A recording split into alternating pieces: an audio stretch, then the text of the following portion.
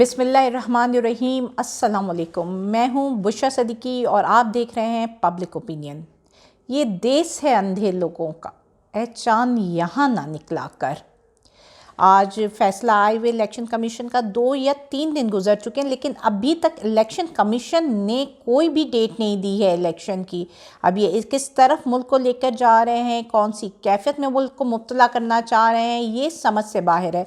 उधर आपकी मुकामी इंटेलिजेंस की रिपोर्ट आती है कि अगर इलेक्शंस होते हैं तो 70 से 80% लोग अवाम इमरान खान के साथ खड़ी हुई है। अब जितने भी जरीदे उठाकर देख लीजिए, आप जितने भी न्यूज़ एंकर की बातें सुन लीजिए, सहाफ़ियों से आप बहस मुबाहिसा कर लीजिए, इंटरनेशनल फोरम से लोगों की राय ले लीजिए, कुछ भी हो जाए आखिर में एक राय हतमी होती है सबकी, और वो ये कि इमरान खान की जीत कंफर्म है। आप चाहे कुछ भी कर लीजिए, आप चाहे इलेक्शन आज करने के बजाय कल कर लीजिए और कल करने के बजाय 2 साल बाद कर लीजिए, इलेक्शन में इमरान खान की जीत को आप कभी भी हार में नहीं बदल सकेंगे, क्योंकि अवाम उसके साथ खड़ी हुई है। इसलिए ये सोचना कि हम कुछ ना कुछ मैनिपुलेट करके, कोई धांधली करके, कोई नया सिस्टम लाकर इमरान खान को हरा सकेंगे, तो ये नामुमकिन है। क्योंकि जब 70 से 80 लोग इमरान खान के साथ खड़े हो जाए और घरों से वोट देने के लिए निकल जाए, तो फिर धांधली करना बहुत मुश्किल हो जाता है। आप यही बात समझ लीजिए कि लोग अभी तक ये बात कर रहे हैं, अभी ये कोई पॉलिटिकल पार्टी की तरफ से, किसी की तरफ से ये बयानिया नहीं है, लेकिन लोग ये खुद डिस्कस कर रहे हैं कि अब हमें अपने एक एक वोट पे पहरा खुद देना होगा। यानी कि लोगों में इतना शऊर आ गया, लोग जान चुके हैं कि उनके वोटों पर भी डाके पड़ते हैं। वो ये जान चुके हैं जो उनका हक है वो हर तरह से उसको किसी ना किसी तरह वो लोग ख़त्म करने की कोशिश में लगे रहते हैं। और इस दफ़ा लोग पूरी तरह तैयार हैं। लोग जानते हैं कि किस तरह अपने हक की हिफाजत करनी है, लोग जान गए हैं कि किस तरह अपने वोट की हिफाजत करनी है।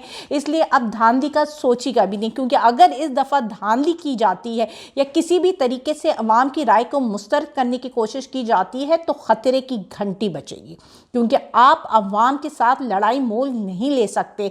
आप शुरू में तो होता था कि सिर्फ सियासतदान कहते थे कि जी धांधली हुई, धांधली हुई, धांधली हुई, जी इसको दोबारा से रिकाउंटिंग हो, दोबारा से ये हो, दोबारा से वो, लेकिन इस दफ़ा अवाम सड़कों पर आकर कहेगी धांधली हुई है। इसलिए इस दफ़ा रिगिंग, धांधली, कोई नया सिस्टम, कोई पुराना सिस्टम वाला खेल खेलने का सोचिएगा भी मत, क्योंकि इस दफ़ा अवाम मुकम्मल तौर पे तैयार है। और 70 से 80% अवाम का मतलब है कि आपकी 18-19 करोड़ अवाम अभी खड़ी हुई है इमरान खान के साथ। और अगर इनमें से सिर्फ 1 करोड़ अवाम भी बाहर आ जाती है ना सड़कों में, तो रियासत के लिए खतरे की घंटी बज चुकी होती है। यहाँ पे हमारे मुल्क का सारा सिनेरियो, पूरा पॉलिटिकल सिस्टम इंतशार का शिकार है। वो लोग जो कहते थे कि PMLN एक कौमी पार्टी है, नेशनल लेवल पार्टी है, और नवाज शरीफ जिसको भी खड़ा कर दें उसको वोट मिल जाता है, उसी पार्टी में बगावत हो चुकी है। उसके पार्टी के अंदर से लोगों की आवाज़ें उठना शुरू हो चुकी हैं, चाहे सरदार मेहताब हो या खाकान नबासी, और इससे पहले मफ्ता इस्माइल तो काफ़ी अरसे से लगे हुए हैं, क्योंकि लोगों को मरियम बीबी किसी भी तरह कबूल नहीं है, क्योंकि वो जानते हैं कि मरियम बीबी का कोई विजन ही नहीं है। अभी मरियम बीबी जगह जगह जलसे कर रही हैं, लेकिन उनमें से किसी भी जलसे में कोई भी ऐसी बात उन्होंने की है जिस पर हम तज्जिया कर सकें, जिस पर हम बहस कर सकें, कोई पॉलिसी मेकिंग की, कोई रोड मैप, इस मुल्क के साथ जो कुछ भी हो रहा है उसका वे फॉरवर्ड कभी उन्होंने डिस्कस किया है, सिवाय घड़ी चोर इमरान खान, इसके अलावा उनके पास कोई और बात है करने को, उनका कोई विजन नहीं। और जबकि ये जो सीनियर लीडर्स हैं, चाहे इसमें चौधरी निसार हो जाए, जब मरियम बीबी पार्टी में आई थी तो उन्होंने यही कह दिया था कि ये बेटी जैसी भाई ये हमारी किस तरह लीडर बन सकती है, क्योंकि वो जानते थे कि इसका शुमार किस तरह के लोगों में, कि मतलब पार्टी को लीड करने के लिए एक विजन चाहिए होता है, ठीक है, एक लीडरशिप क्वालिटीज़ होती हैं जो सबको मुत्तहिद करके रखती हैं,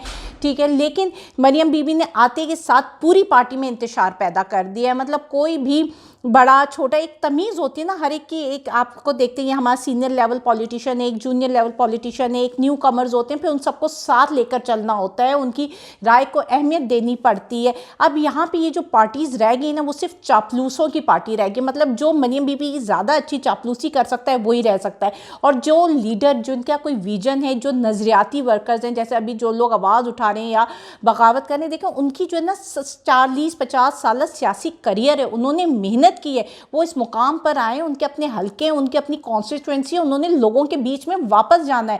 اب مریم بی بی نے تو لوگوں کے بیچ میں واپس نہیں جانا نا, وہ ہاریں گی, انہوں نے لندن چلے جانا ہے, انہوں نے تو واپس نہیں آنا, انہوں نے یہیں رہ کر اپنی آگے سیاست کرنی, بلکہ ان کی نسلوں نے بھی آگے یہیں پہ رہ کر سیاست کرنی ہے. تو یہ جو گیم کھیلا گیا ود ان پارٹی جو ہوا ہے نا, مطلب مریم بی بی جو ہے, آپ ان کو وہ کیا کرنا چاہتی ہیں, وہ جب کسی بھی جلسے میں جاتی ہیں تو ان کے چہرے پہ جو ہے غرور ہے, وہ ایک عوام کے ساتھ تو مکس نہیں ہو سکتی. لیڈر ہمیشہ عوام کے ساتھ مکس ہوتا ہے. کیا آپ کو کہیں سے بھی اس میں لگتا ہے مریم بی بی کے اس میں کہ وہ عوام کے ساتھ گھل مل جاتی ہیں؟ ایک جو ہوتا ہے نا سپریورٹی ہمیشہ ان کے جو چہرے میں غرور و تکبر ہمیشہ سے رہتا ہے, ٹھیک ہے. تو اس وجہ سے مجھے لگتا ہے کہ یہ نواز شریف کا ایک بڑا ہی غلط فیصلہ ہے کہ مریم بی بی کو لیڈ کرنے دیا جائے, جبکہ ان کے اس میں کافی اچھے جیسے موجود تھے لیڈر, جن کو اگر یہ پارٹی کی آرگنائزیشن کی ذمہ داریاں دی جاتی تو میرے خیال سے کافی اچھے طریقے سے یہ لوگ سنبھال سکتے تھے. اب جہاں پہ یہ ایک قومی پارٹی تھی, وہاں پہ یہ حالات یہاں تک پہنچ چکے ہیں کہ بیوی نے جو مریم بی بی ہو, انہوں نے کیپٹن صاحب کی سرزنش کر دی, یعنی کہ ایک قومی پارٹی اب گھریلو پارٹی بن چکی ہے.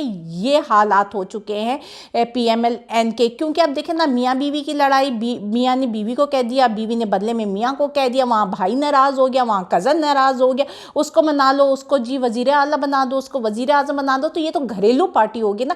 اس میں جو باقی ورکرز جنہوں نے واقعی میں پی ایم ایل این کے لیے جیلیں کاٹی ہیں, ماریں کھائی ہیں, آوازیں بلند کی ہیں, وہ کدھر ہیں؟ وہ سب کو آپ نے سائڈ ٹریک کر دیا, اور یہاں پہ وہ لوگ سامنے آ گئے ہیں جو چاپلوسی کر سکتے ہیں, جو مریم بی بی کو کہتے ہیں واہ واہ آپ تو بڑی خوبصورت لگ رہی ہیں, اس پوسٹ سے نہیں اس پوسٹ سے زیادہ تصویر دیں تو کمال ہو جائے, اور مریم بی بی اسی میں خوش ہو گئی. تو جو پارٹی نہیں سنبھال سکتا, جو اپنے گھریلو حالات نہیں سنبھال سکتا, وہ ملک کا کیا حالات سنبھالے گا؟ آپ دیکھیں ملک کس طرف جا چکا ہے.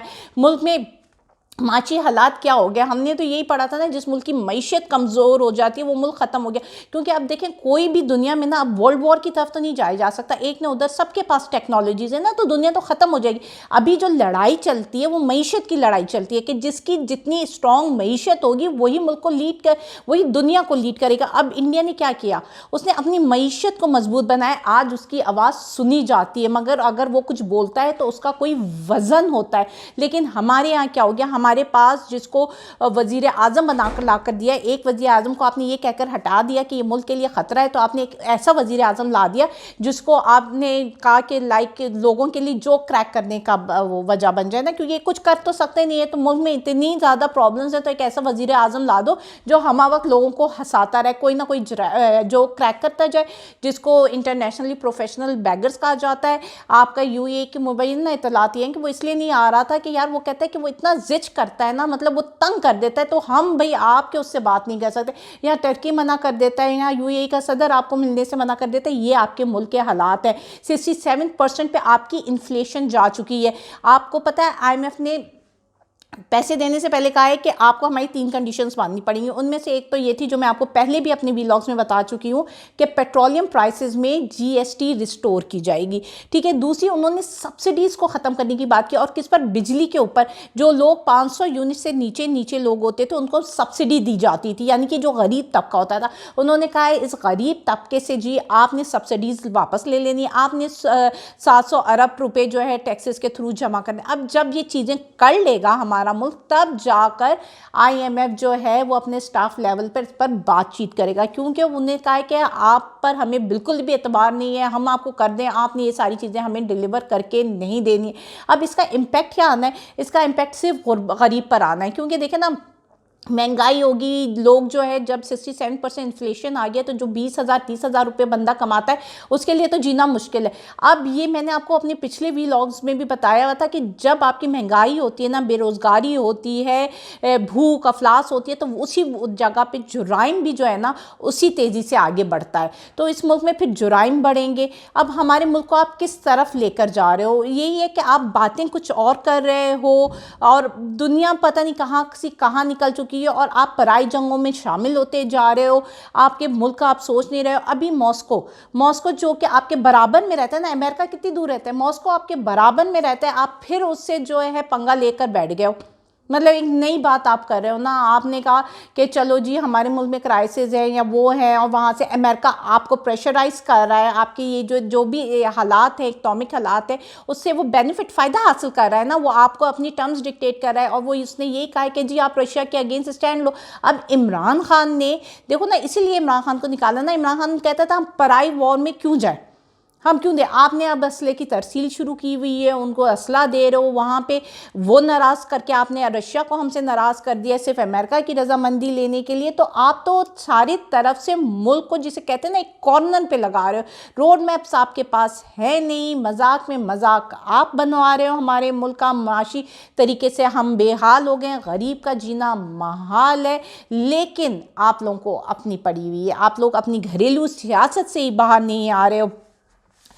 اب مجھے یہ بتائیں کہ اگر ماسکو کی طرف سے ایک واضح پیغام آیا ہے کہ ہم بڑی کلیئرلی بہت واچ کر رہے ہیں، آپ کی جو بھی آپ اسٹیپ لے رہے ہو نا، وہ ہم بہت کلیئرلی واچ کر رہے ہیں. تو اگر خدا نہ خواستہ ماسکو بھی ہمارے اگینسٹ ہو جاتا ہے، چائنا ہمارے اگینسٹ ہو جاتا ہے، صرف ایک امریکہ سے آپ وفاداری نبھاتے ہو، تو امریکہ نے آپ کو کہاں تک وہ سپورٹ کی ہے؟ مطلب وہ اپنا فائدہ لے کر آپ کو یوں ہی چھوڑ دیتا ہے رستے میں. تو آپ مجھے بتائیے کہ آپ کب تک پرائی جنگ میں شامل ہو کر اپنے ہی ملک کا نقصان کرتے رہیں گے؟ اللہ حافظ.